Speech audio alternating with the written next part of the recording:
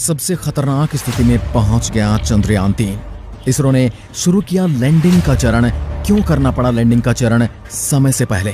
क्या है इसके पीछे की वजह और क्यों वैज्ञानिक कहते हैं इस जगह को जहां पर चंद्रयान है सुसाइड पॉइंट, या क्यों कहते हैं वैज्ञानिक इसे आतंकवाद का गढ़ यानी इसे टेररिज्म भी कहा जाता है? क्योंकि ये चांद की सबसे खतरनाक जगह है। ये चरण सबसे खतरनाक होता है किसी भी लैंड करने वाले स्पेसक्राफ्ट का। दोस्तों, इस समय चंद्रयान-3 की सबसे बड़ी खबर सामने आई है। चंद्रयान-3 पर इसरो के वैज्ञानिक लगातार अपनी नजरें टिकाए हुए हैं, क्योंकि अब इसरो अपना प्लान बी शुरू करने वाला है, जिसमें उसे सबसे कठिन पड़ाव को पार करना है। अब चंद्रयान-3 को 800 किलोमीटर की ऊंचाई से वर्टिकल लैंडिंग करवाई जाएगी। पहले वर्टिकल लैंडिंग 100 किलोमीटर की ऊंचाई से करवाई जानी थी, लेकिन अब इसरो 800 किलोमीटर की ऊंचाई से करने जा रहा है। इस बीच वैज्ञानिक कई ऑर्बिट्स स्किप करने वाले हैं, यानी चांद की तरफ जब चंद्रयान-3 घूम घूम कर आगे बढ़ रहा था, अब वो बिल्कुल सीधा चांद की ओर बढ़ेगा। आइए जानते हैं चंद्रयान की लैंडिंग के समय क्या गति रहने वाली है। साथ ही आपको बता दें कि लूना 25 अब स्पेस रेस में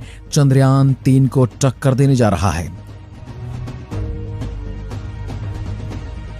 चंद्रमा की कक्षा में पहुंच जाएगा और ये 23 अगस्त तक चंद्रमा पर लैंडिंग करने की इसकी प्लानिंग बताई जा रही है। और इसी वजह से इसरो की मुश्किलें बढ़ चुकी हैं, क्योंकि अगर अपनी तेज स्पीड से लूना 25 चंद्रयान-3 से पहले चांद पर साउथ पोल पर लैंडिंग करता है तो हमारे लिए मुश्किलें बढ़ सकती हैं, क्योंकि ये हमारे चंद्रयान का रास्ता काट सकता है, ये हमारे चंद्रयान से टकरा सकता है। ये हो सकता है कि दोनों एक ही जगह पर लैंडिंग करते वक्त कोई क्लैश हो जाए। ऐसे में इसरो ने लैंडिंग पहले करने के लिए प्लान बी भी बनाया है। इसरो ने अब प्लान बी शुरू कर दिया है, और जिसमें उसने मेजर चेंजेस किए हैं, और इस मेजर चेंज के साथ ही उसने 3 ऑर्बिट को छोड़ दिया है। यानी चंद्रयान-3 अब 3 ऑर्बिट में चक्कर नहीं लगाएगा। इन 3 ऑर्बिट में घूमने के लिए चंद्रयान को 4 से 5 दिन लगने वाले थे। ऐसे में इसरो का अब 14 दिन का समय कम हो जाएगा। साथ ही इसरो अपने अहम पड़ाव पर पहुंच गया है। ये प्लान बी चंद्रयान-3 के लिए और ज्यादा खतरनाक रहने वाला है, क्योंकि मेन प्लान से हटकर आप जब भी कोई दूसरे प्लान को अपनाते हैं तो निश्चित रूप से प्लान ए से खतरनाक ही होता है। लेकिन इसे किसी इमरजेंसी सिचुएशन में ही किया जाता है। अपने रास्ते को बदलने की वजह से अब इसरो चंद्रयान को 800 किलोमीटर की ऊंचाई से वर्टिकल लैंडिंग करवाने वाला है। इस पर इसरो ने अपना काम शुरू कर दिया, और इसमें इसरो ने जिस टेक्नोलॉजी का प्रयोग किया उसे देखकर पूरी दुनिया हैरान रह गई है।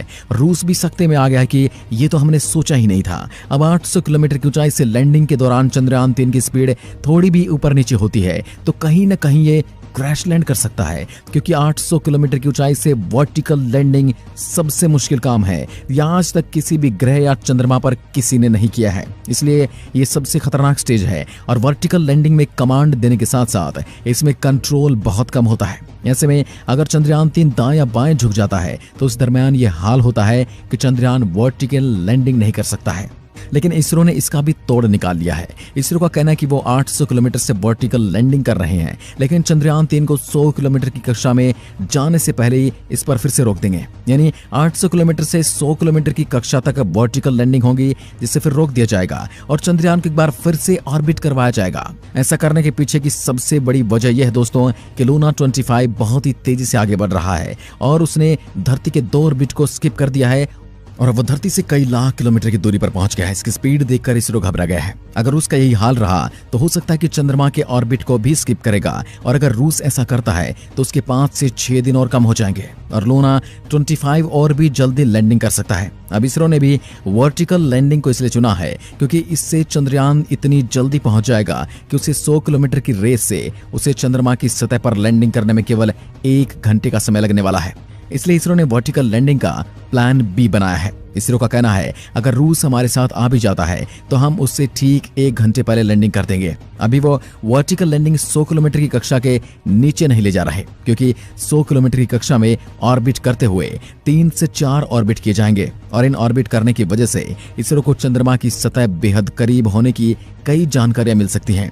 और कई और भी जानकारियां जुटाने के लिए इसरो यहां तक पहुंचा है, लेकिन वह अपने मेन उद्देश्य से नहीं भटकेगा। इसलिए चंद्रमा की 100 किलोमीटर वाली कक्षा के पहले 3 से 4 ऑर्बिट किए जाएंगे, और फिर उसके डार्क साइड की कई चीजों से चंद्रयान 3 लाभ उठाने वाला है, इसलिए इसरो इसकी लैंडिंग जल्दी नहीं करेगा। हालांकि 100 किलोमीटर में जल्दी पहुंचने को लेकर इसरो का कहना है कि अगर लूना 25 जल्दी वहां उतरने की कोशिश करेगा तो इसरो भी अपने 100 किलोमीटर की रेंज से वर्टिकल लैंडिंग को डायरेक्ट करवा देगा, जिसमें उनका केवल 1 घंटा ही लगने वाला है। यानी अगर लूना 25 अपने निर्धारित समय से पहले ही चंद्रमा पर लैंड करने की कोशिश करता है, तब इसरो भी चंद्रयान 3 को उससे पहले लैंड करवा देगा। और यही प्लान भी इसरो ने बनाया है। इसमें उन्होंने 800 किलोमीटर की कक्षा से चंद्रयान 3 को 100 किलोमीटर की कक्षा में ला दिया है। अभी चंद्रयान 800 किलोमीटर वाली कक्षा से नीचे वर्टिकल लैंड कर रहा है। वर्टिकल लैंडिंग का मतलब है जिसमें खड़ी चढ़ाई होती है, वैसे खड़ी उतरान भी होती है, यानी कि सीधे आसमान से चंद्रमा की ओर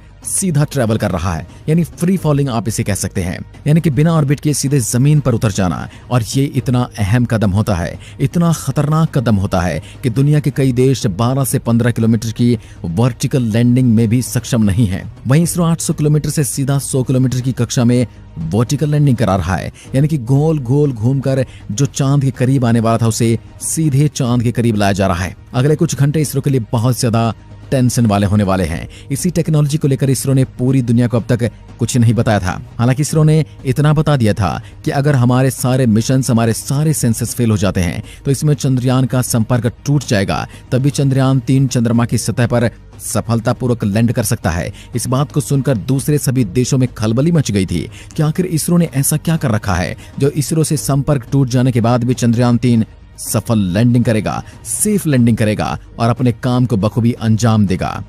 तो यही वो टेक्नोलॉजी है जिसमें चंद्रयान 3 को 800 किलोमीटर से सीधा 100 किलोमीटर की कक्षा में उतारा जाएगा और फिर से बंद कर दिया जाएगा।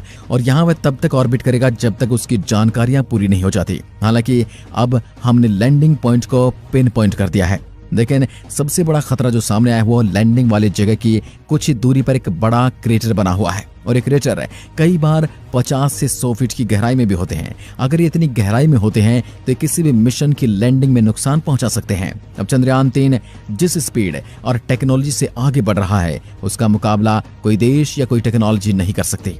रही बात लूना 25 की, तो हमारे चंद्रयान 3 के करीब भी नहीं पहुंच पाएगा, क्योंकि अगर लूना 25 पहले चंद्रमा तक पहुंचने की कोशिश करता है तो उससे पहले ही हम अपना चंद्रयान 3 चंद्रमा की सतह पर उतार देंगे। तो लूना 25 से फिलहाल हमें कोई खतरा नहीं है और न वो हमारा मुकाबला कर रहा है और न ही वो हमारा मुकाबला कर पाएगा।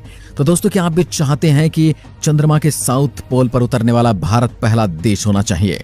यदि हाँ तो कमेंट में लिखकर जरूर बताइएगा। एक बार फिर मिलते हैं, तब तक के लिए नमस्कार, जय हिंद, जय भारत।